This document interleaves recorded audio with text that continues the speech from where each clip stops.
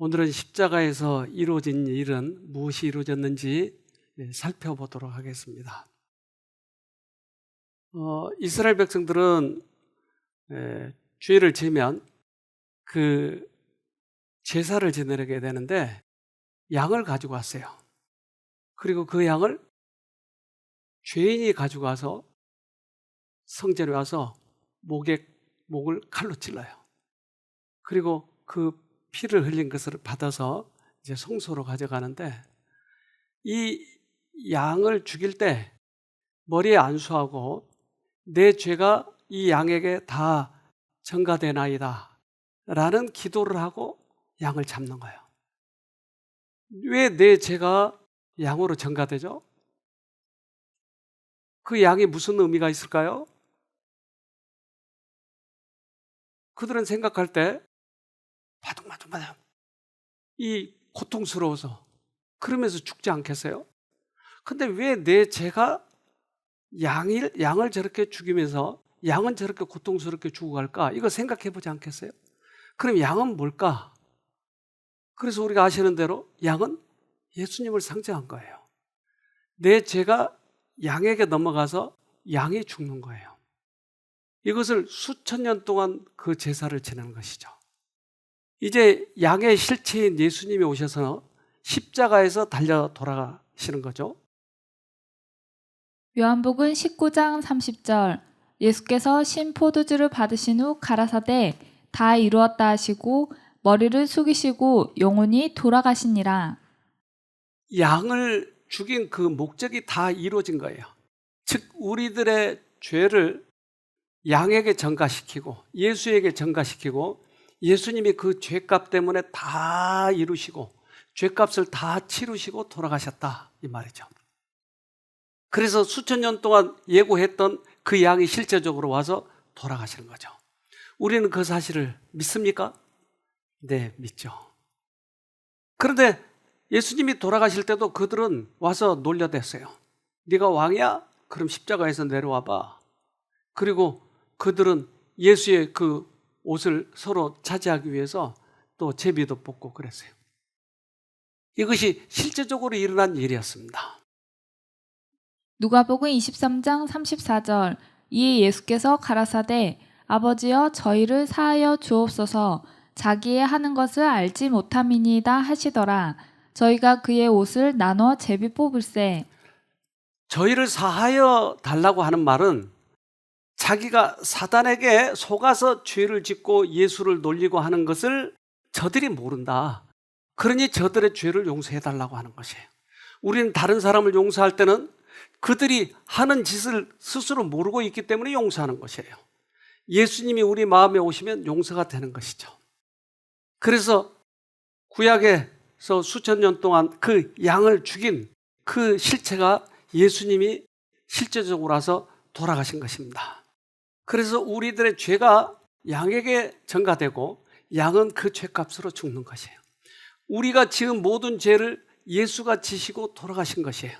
여러분 그것을 믿습니까? 그런데 왜 죄책감에 시달리시죠? 믿는다고 했잖아요. 죄책감으로 시달린 것은 속은 거예요. 죄를 깨닫는 것은 죄를 깨닫고 돌이키라고 깨닫게 하시는 것이지, 그 순간 죄책감으로 빠지는 것은 사단이 하는 일이에요. 그러니까 내가 죄책감이 시달리고 나를 자학하고 하는 것은 사단에게 속아서 하는 것이, 믿어서 하는 것이 아니고 안 믿는 거예요. 그렇기 때문에 우리는 이러한 시간에 내가 믿고 있는지를 다시 점검해 봐야 되는 것입니다.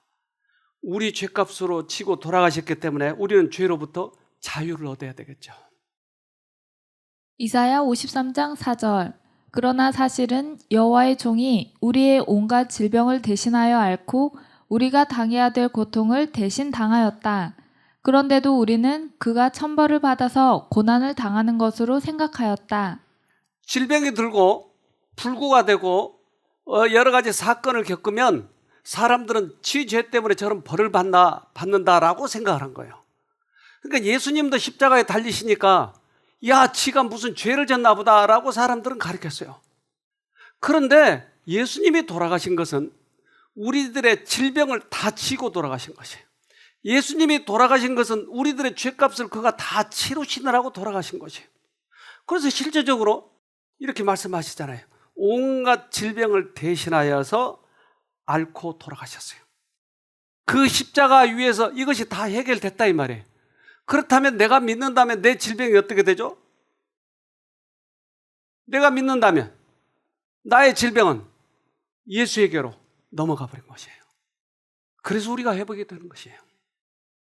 그 고통을 왜 예수님이 당하시냐는 거예요. 그 고통을. 그때 그 고통은 우리가 지어야 할 모든 질병과 고통과 이런 것들을 다 그분이 지고 돌아가셨다고 하는 것입니다. 이사야 53장 5절 그가 찔림은 우리의 허물을 인함이요 그가 상함은 우리의 죄악을 인함이라. 그가 징계를 받음으로 우리가 평화를 누리고 그가 채찍에 맞음으로 우리가 나음을 입었도다. 그래서 거기서 다 치료진 거예요. 우리가 믿으면 그 질병에 해방된 이유는 바로 그것이에요. 한 아주머니가 오셨는데 이분은 파킨슨 증후군이에요. 즉 머리에 바이러스가 들어가지고 뇌를 갉아먹어요. 그러니까 파킨슨 증상처럼 똑같이 나타나는 거예요. 이렇게. 그러니까 파킨슨 병 걸린 사람하고 똑같이. 근데 이 사람에게 있어서 가장 치명적인 것은 변이 안 나오는 거예요. 남편이 맨날 변을 파주는 거예요. 근데 이분이 여기 오셔서 하나님의 사랑과 은혜를 경험하기 시작하는 거예요. 이분 얘기를 좀 들어봅시다. 저는 파킨슨병이라는 병을 앓고 있거든요. 그런 줄만 알고 다른 병원에 갔더니 파킨슨 증후군이라고 하더군요. 파킨슨병하고 증후군하고는 전혀 다른 병이에요. 파킨슨병은 도파민이 부족해서 나는 병이고 증후군은 뇌를 갉아먹는 바이러스가. 제 뇌를 보니까 양쪽에 갉아먹고 있어요. 전문이라는 교수님한테 갔습니다. 그랬더니 저한테 그러더군요. 당신은 약이 없어. 당신은 가. 그러더군요. 그래서 저는 너무나 충격을 받았어요. 수술까지 하려고 준비 다 해갔는데 수술도 못한다는 거예요. 실망을 하고. 그런데 저한테는 시간이 없었습니다. 바이러스가 저 뇌를 갉아먹으면 누구를 알아볼 수 없을 것 같았어요. 이게 통증이 오면은 바늘로 쿡쿡 쑤셔서 고춧가루 뿌려놓은 것 같이 이렇게 통증이 오면은 제 정신이 못 차려서 제 정신을 차릴 수가 없었어요. 그런데 이제 우연히 이제 새로운 쉼터를 알게 돼서 이렇게 왔습니다. 그랬더니 너무너무 정말 마음이 너무 편안한 거예요. 어제 왔는데 너무 편해서고 음식도 잘 맞고 하루 사이에 몸이 너무 가벼웠어요. 그리고 제가 남편이 항상 이틀에 한 번씩 병원을 파줬어요. 여기서 맡겨놓고 갈 때도 그 걱정이 항상 남편은 걱정을 하면서 전화를 하고 그랬어요. 그랬더니 어느 아침에 쾌변을 했어요. 바나나 같은 걸 2개를 확 쏟았어요. 속도가 확 내려간 것 같았어요. 걸어온지도 몰랐어요. 너무나 그게 즐거웠어요. 감사했습니다. 그게 처음에는 나오지 않았는데 예수님 저를 도와주십시오. 제 힘으로는 감당하기 어렵습니다. 예수님 도와주세요. 제발 도와주세요 했더니 그 쾌변이 그렇게 나왔습니다. 그래서 감사하는 게 정말 살아있는 자체가 감사합니다. 네. 수면제를 2알씩 먹었어요. 그래도 잠이 안 와요. 근데 어제는 9시 반에 자서 6시까지 고통 없이 잘 잤어요. 통증약을 꼭 먹고 잤는데 통증약도 안 먹었습니다. 근데 통증도 없었습니다. 정말 감사합니다. 예수님이 통증도 질병도 거기서 다 가져가셨을까요? 대변도요? 그럼요. 이게 해결이 되는 거예요. 이게. 그러니까 그 은혜가 오면 그 모든 문제가 해결이 되는 것을 우리가 믿지 않기 때문에 설마 이것까지 하는 그것까지 해결되는 것이에요. 주님께서는 이 땅에 오셔서 그걸 해결해 주시기 위해서 돌아가신 것이에요. 히브리서 2장 14절로 15절 이 자녀들은 피와 살을 가진 사람들이기에 그도 역시 피와 살을 가지셨습니다.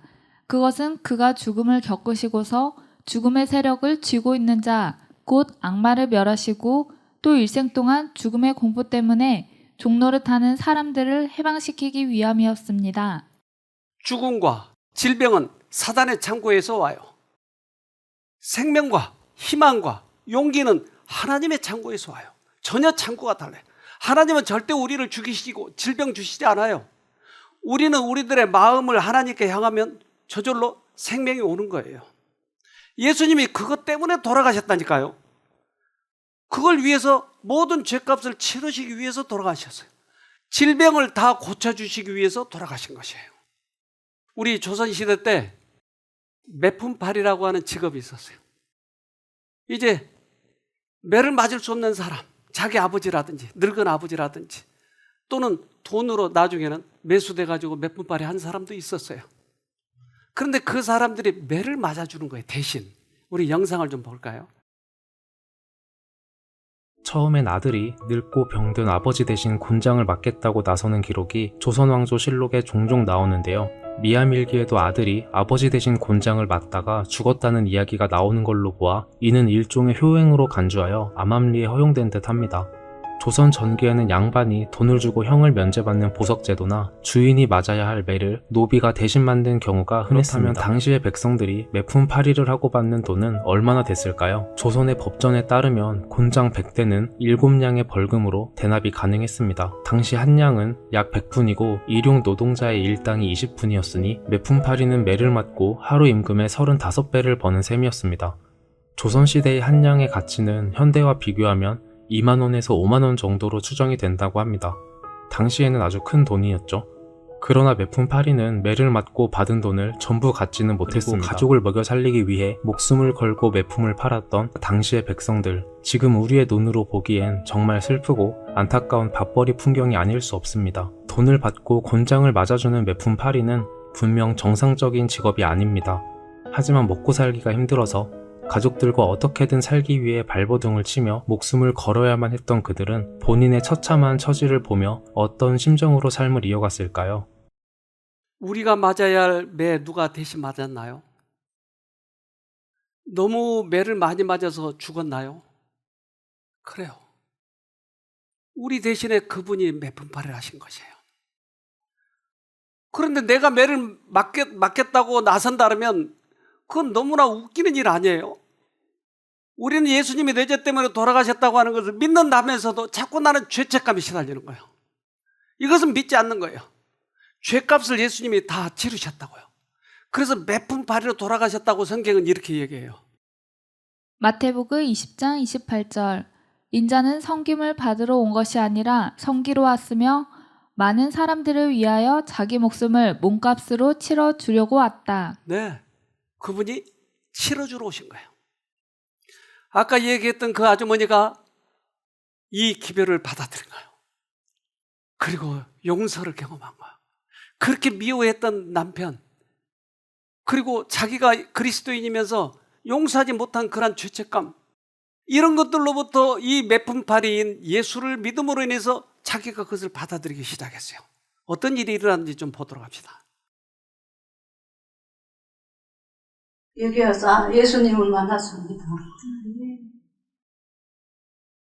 남편이 정말 미울 때가 많았어요. 정말 제가 얼마나 악하냐 그러면 야 총만 있으면 그냥 빵 싸버리고 싶었어요. 그럴 때가 많았어요. 그렇게 악했습니다. 구덩이가 있으면 구덩이 파고 그냥 밀어 넣고 싶었어요. 그런데 예수님을 만나고 제가 변했어요. 남편이 그러다 보니 전화를 했더니 제가 더 잘못이 많아요. 저를 용서해 주세요. 그랬더니 그래 부족한 거 있으면 채워주고 서로 나누면서 하나님께 감사하며 여태껏 사랑한다는 소리를 진짜 한 번도 못 들어봤어요. 그랬더니 말끝마다 사랑한대요. 그래서 처음에는 쑥스러웠는데 이제 그 말을 듣고 싶으니까 그 말이 너무 좋았어요. 그리고 우리 가족이 우리 예수님과 같이 관계가 좋아지니까 가족이 화목해요. 정말 지금은 더없이 행복합니다. 그리고 직장에서 나온 지 3년 됐는데 3년 동안 용서하고 싶지 않는 동료가 한 사람 있었어요. 동생도 되는데. 그런데 저녁에는 예수님 음성이 들린 것 같았어요. 용서를 구하거라 라고 소리가 들렸어요. 그래서 제가 아침에 전화를 했습니다. 내가 잘못한 거 있으면 용서해주고 알게 모르게 서운한 점 있었으면 용서해달라고 얘기를 했어요. 그게 뭔데 자존심이 아무것도 아닌데 그게 하고 나니까 너무 마음이 후련했어요. 그 통화를 끝내고 나서 제가 엉엉 울었어요. 생전 처음으로 수건이 다 젖도록 울었어요. 너무나 하나님께 감사했어요. 제가 이런 체험을 할 수 있도록 해주신 은혜 정말 감사했습니다. 감사합니다. 우리가 용서하려고 애를 쓰지 마세요. 내가 다른 사람을 용서하는 것은 예수님으로부터 용서를 받을 때만 가능한 거예요. 미운 사람이 있으면 예수님을 만나세요. 그러면 그분이 용서하도록 해줄 것이에요. 그래서 우리가 예수님으로부터 용서를 받은 만큼 다른 사람들을 용서할 수 있는 것이에요. 누가복음 7장 47절 이러므로 내가 네게 말하노니 저의 많은 죄가 사하여 졌도다. 이는 저의 사랑함이 많음이라. 사함을 받은 일이 적은 자는 적게 사랑하느니라. 적게 용서받은 자는 적게밖에 다른 사람을 사랑할 수가 없어요. 많이 용서받은 자는 많은 용서를 할 수 있어요. 예수님이 이 세상의 모든 사람을 용서하셨어요. 우리가 예수님의 용서를 많이 받으면 많이 다른 사람들을 용서할 수 있을 거예요. 여러분 그동안 이렇게 같이 참여해 주셔서 감사합니다. 안녕히 계십시오.